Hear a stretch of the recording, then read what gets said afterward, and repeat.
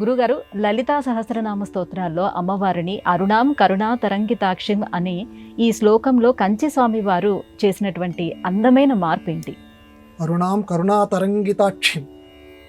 అమ్మవారు ఎరుపైనటువంటి దయ కలిగినటువంటి వారట.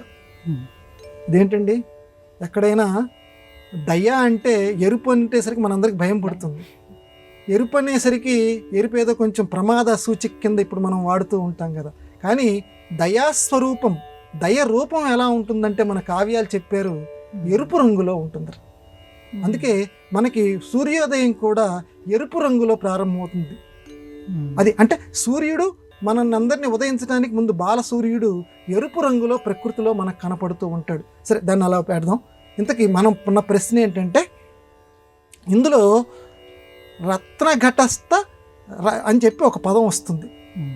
అమ్మవారు పాదాలను ఎక్కడ పెట్టిందంటే అరుణాకరంలో రత్నఘటస్థ అంటే రత్నాలతో ఉన్నటువంటి కొండ మీద అమ్మ పాదాలు పెట్టింది.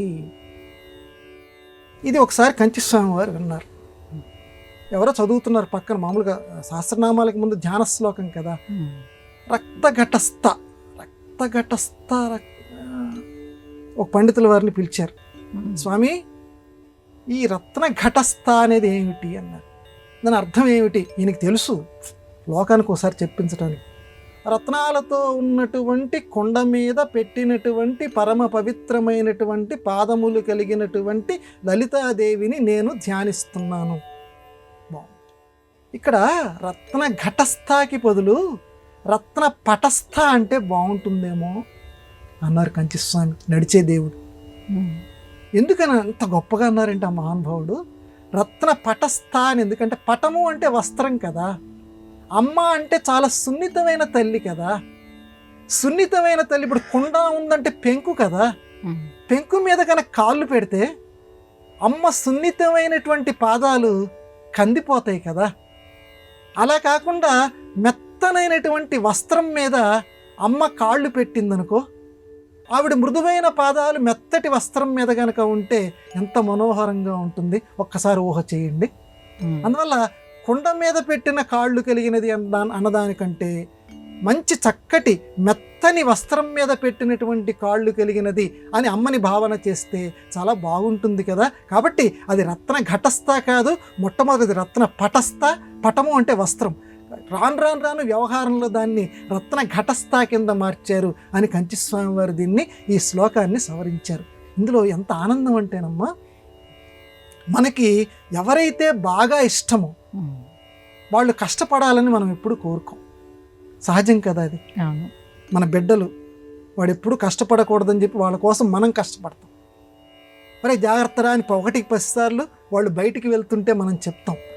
అట్లాగే మనం మన బిడ్డల్ని, మన ఆత్మీయుల్ని ఎంత చక్కగా మనం చూసుకుంటూ ఉంటామో, వాళ్ళకి ఎటువంటి ఆపద రాకూడదు, ఎంత చక్కగా సుఖంగా బతకాలని కోరుకుంటామో అంత ఆప్యాయతని దేవుడి మీద, దేవి మీద మనం చూపించగలగాలి. అది ఇక్కడ కంచి స్వామి వారు మనకి చేసినటువంటి ప్రబోధం. నువ్వు ఎంత ఆప్యాయత నువ్వు దేవి మీద చూపించగలిగితే, దేవుడి మీద చూపించగలిగితే అంత ఆప్యాయత అంటే ఎంత ఇస్తావో అంత తిరిగి నీకు లభిస్తూ ఉంటుంది. ఇప్పుడు చూడండి, ఇప్పటికీ కొన్ని ఇళ్లల్లో ఏదైనా పండగలు జరుగుతూ ఉంటే మన ఇళ్లలో వాళ్ళకే మాత్రమే కాకుండా అమ్మవారికి కూడా చీర కొనేటువంటి సంప్రదాయం ఉంది. అయ్యలకు కూడా దేవుడికి అంటే మరి ఆవిడ వచ్చేమన్నా అడిగిందా? మన ఇంట్లో దేవత, మన ఇంట్లో మనిషి అంటే మన ఇంట్లో మనిషి అనేటువంటి భావన నీకు రాగలిగితే నీకు అంటే అది ఎంత గొప్ప భావనమ్మా.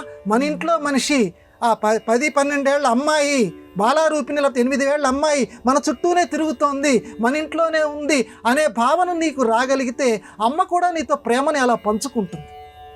కాబట్టి అటువంటి భావన రావాలి కంచి స్వామివారి మాటల్లో. అది మామూలుగా మన చాలా లేత పాదాలు ఉన్నాయి, 1 సంవత్సరం 2 సంవత్సరాల పాప అలా నేల మీద వెళ్తోంది అనుకోండి, రాళ్లగుట్ట మీద వెళ్తోంది అనుకోండి, తల్లి మనస్సు ఎంత చివుక్కుమంటుంది. అరే, రాళ్ళు గుచ్చుకుంటాయి అమ్మకి. మరి అమ్మని కూడా ఆ రకంగా సందర్శించగలిగారు కంచి స్వామివారు. అందుకే జోహార్. ఈ పద విభాగానికి, ఆయన చేసినటువంటి ఆ మార్పుకి ఆధ్యాత్మిక లోకం అంతా కూడా హర్షామోదాలతోటి చక్కగా దీన్ని అంగీకరించారు. అప్పటి నుంచి దీన్ని రత్న పటస్థ కిందే అందరూ చదువుతున్నారు.